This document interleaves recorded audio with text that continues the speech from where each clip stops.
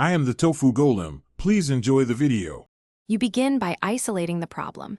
Check modem lights and your ISP status so you know whether the issue is external. Once done, power cycle both modem and router. Unplug for 30 seconds, then plug back in to clear temporary errors. Next, disconnect every non-essential device so you can test with a single laptop or phone.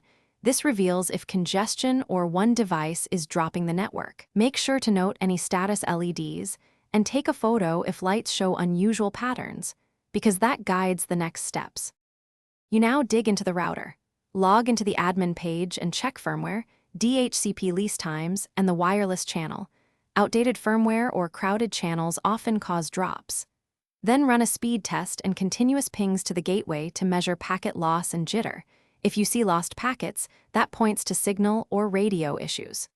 Once done, reposition the router to a central, elevated location, away from microwaves and thick walls to reduce interference and improve line of sight to problem devices. You finish by applying targeted fixes. Switch bands, use 4 GHz for range and 5 GHz for speed, and give each band its own SSID so you can choose per device. If settings are corrupted, perform a factory reset and then immediately set WPA2 or WPA3 security with a strong password. This removes misconfigurations. If drops continue despite these steps, try an ISP modem swap or a mesh system for larger homes. And if that fails, contact support while reporting your tests and observed packet loss is your key troubleshooting tip. Thanks for watching. Consider subscribing if we helped you today.